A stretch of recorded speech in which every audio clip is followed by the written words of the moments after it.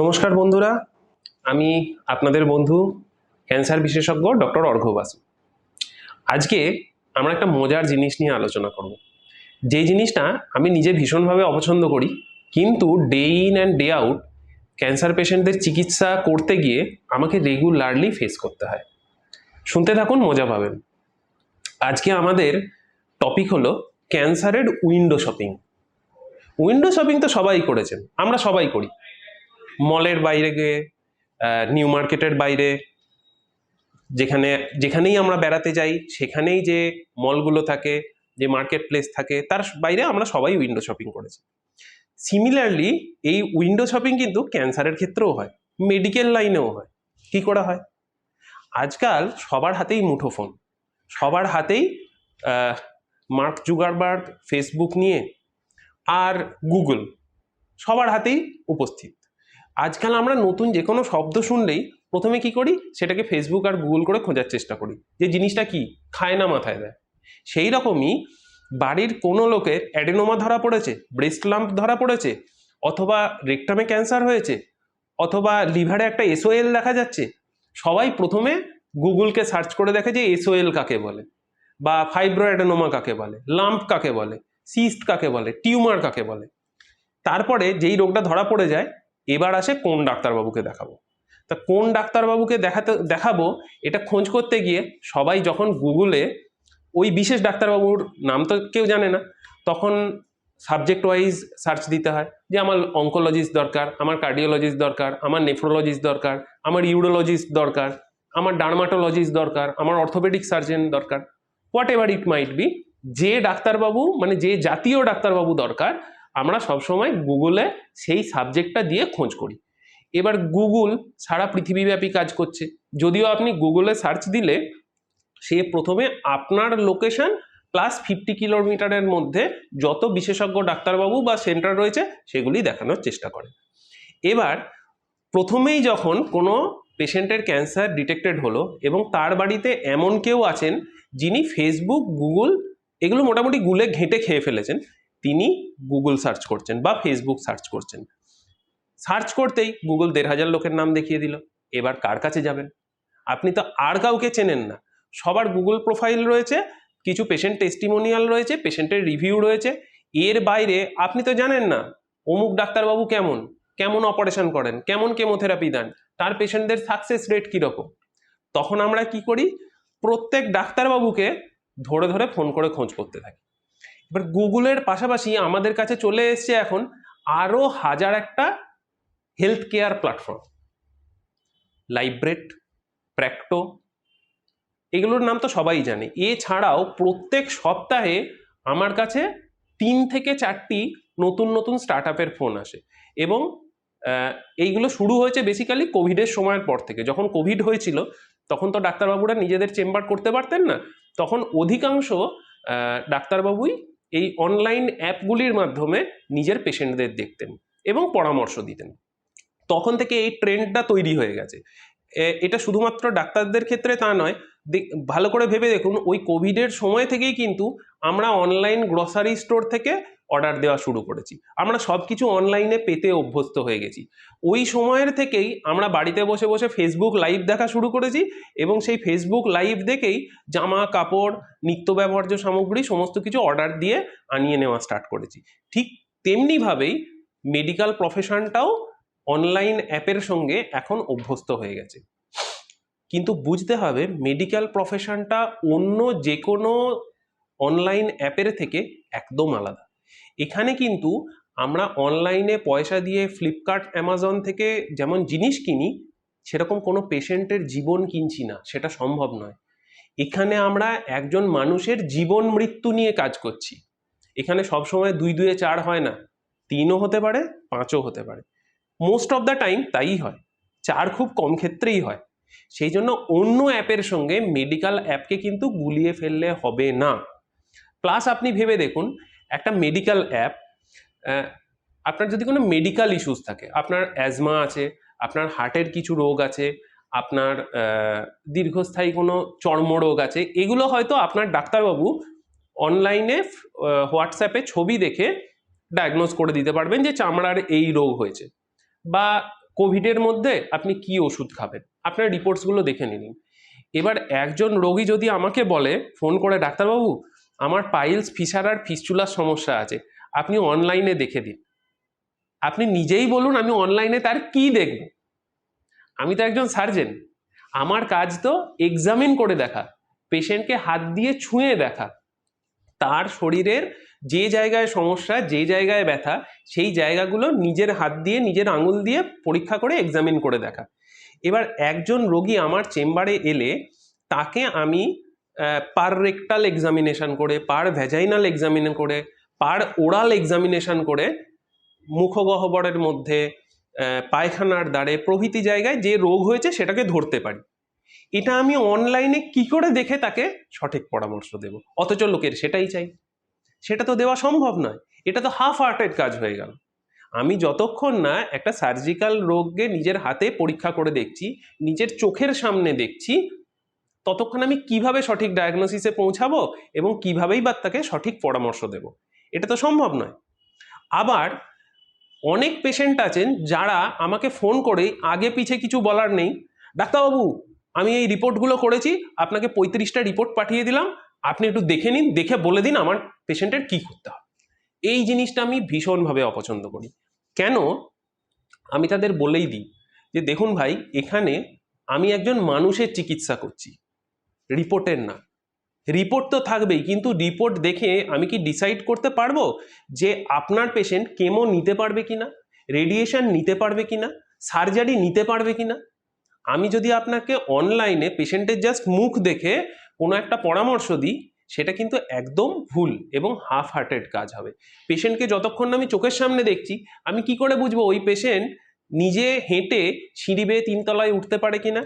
সেই পেশেন্ট আমি কেমোটি যে ডোজে দেবো বা যে প্রোটোকলে দেবো বা সার্জারিটা যত মেজর বা সুপ্রা মেজর হবে সেই সার্জারির ধাক্কা নিতে পারবে কিনা?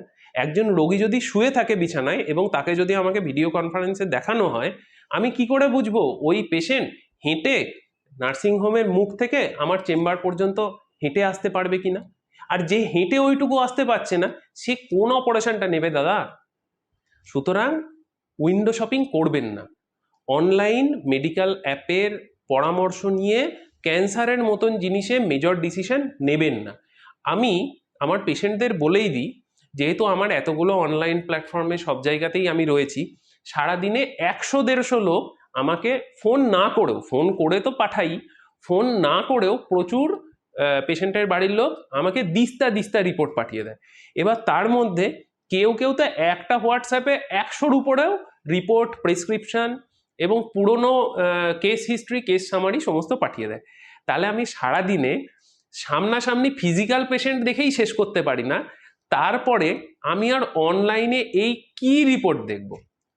আর রিপোর্ট দেখে আমি তাকে কি বা পরামর্শ দেব?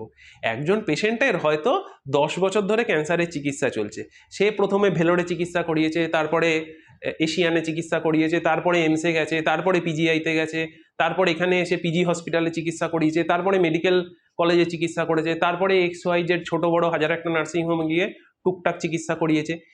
এত ডিটেলস কি কোনোদিনও অনলাইন অ্যাপের মাধ্যমে সম্ভব পাওয়া?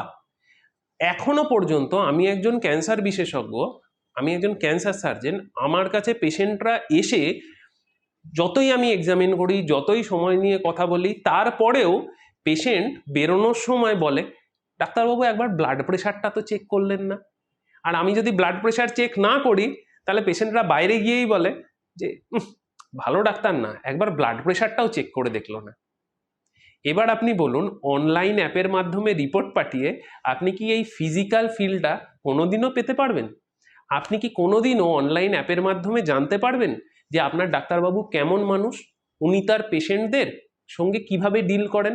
আর যতক্ষণ না আপনি একটি মানুষের উপর পার্সোনালি বা ইমোশনালি তার উপর ডিপেন্ড করতে পারছেন, ততক্ষণ আপনি তার জীবনের, আপনার জীবনের সবচেয়ে দামি জিনিস কি? আপনার জীবন, ইয়োর লাইফ। আপনি যদি একটা মানুষের উপরে সম্পূর্ণ 100% না 200% ভরসা না করেন, তাহলে তার জীবনের আপনার জীবনের সম্পূর্ণ দায়িত্ব ওই মানুষটির হাতে কি তুলে দিতে পারবেন? আপনার জীবন মানে কিন্তু শুধু আপনার জীবন নয়, এটা আপনার ফ্যামিলিরও জীবন, অর্থাৎ আপনার স্ত্রীরও জীবন, আপনার ছেলেরও জীবন, আপনার মেয়েরও জীবন।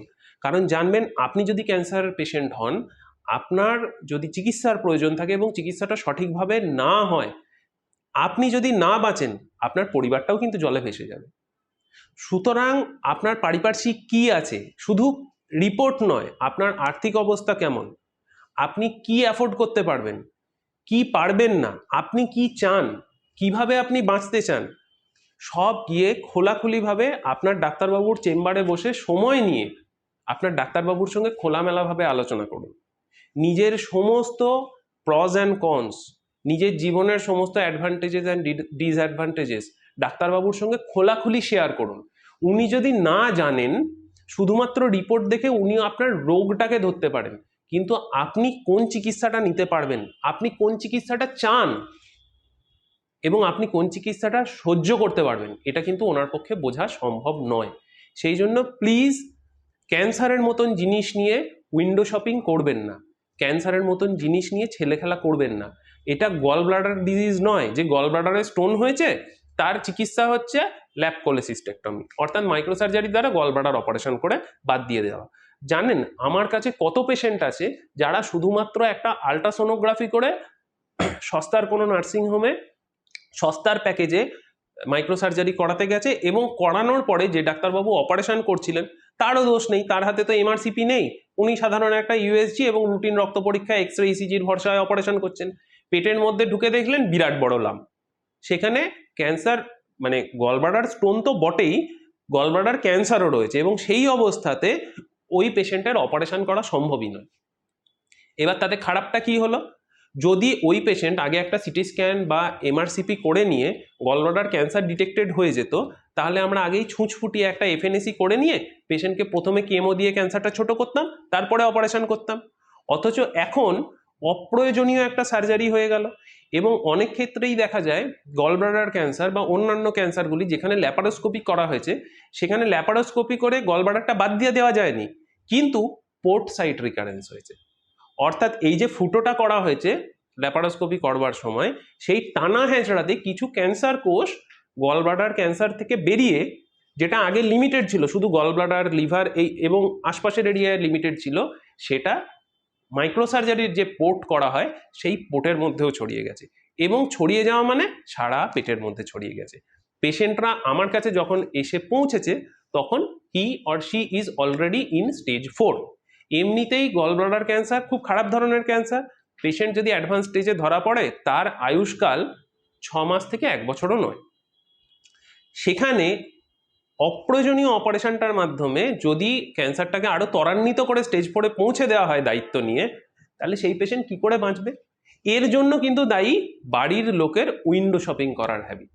তারা প্রথমেই রিপোর্ট পাওয়া মাত্রই চতুর্দিকে লোকের কাছে সেই রিপোর্ট পাঠিয়ে পরামর্শ নিতে থাকে, এবং যাদের কাছে পাঠানো হয় তারা অধিকাংশ ক্ষেত্রে ক্যান্সার বিশেষজ্ঞই নন, তারা হয়তো general doctor, general surgeon, general gynaecologist, চামড়ার ডাক্তার। মানে আমার বাড়িতে একজন ডাক্তার রয়েছে মানেই এটা ন্যাচারাল জিনিস যে আমি তার পরামর্শ নেব, কিন্তু তিনি যদি ক্যান্সার বিশেষজ্ঞ না হন, তার পরামর্শটা কতদূর অ্যাপ্রোপ্রিয়েট হবে সেটাও কিন্তু মাথায় রাখবার মতন। অনেকে আবার আছেন অ্যালোপ্যাথ ডাক্তার তো ছেড়েই দিন, একই সঙ্গে আয়ুর্বেদ, হোমিওপ্যাথ, ইউনানি, ইভেন আরএমপিদেরও পরামর্শ নিতে থাকেন, এবং যে যেমনভাবে পারে পেশেন্টকে কনফিউজ করতে থাকে। তো এর মধ্যে যাবেন না, উইন্ডো শপিং করবেন না। এই মোবাইলে রিপোর্ট পাঠিয়ে ক্যান্সার চিকিৎসা একদম নো। আপনার যদি মনে হয় আপনি 5 জন ডাক্তারবাবুর পরামর্শ নিন, 10 জন ডাক্তারবাবুর পরামর্শ নিন, কিন্তু প্র্যাকটিক্যালি পেশেন্টকে নিয়ে তার চেম্বারে গিয়ে বসে সময় নিয়ে তার সঙ্গে কথাবার্তা বলুন, এবং আপনার যা চাহিদা, আপনার পেশেন্টের কোন স্টেজ আছে, কোন গ্রেড আছে, আপনারা কি অ্যাফোর্ড করতে পারবেন, সব খোলামেলাভাবে ডাক্তারবাবুর সঙ্গে ডিসকাস করুন, তারপরে এগুন। প্লিজ উইন্ডো শপিং করবেন না। উইন্ডো শপিং করার মাধ্যমে আপনি আপনার পেশেন্টের মৃত্যুকে অ্যাক্সিলারেট করছেন মাত্র, আর কিচ্ছু না।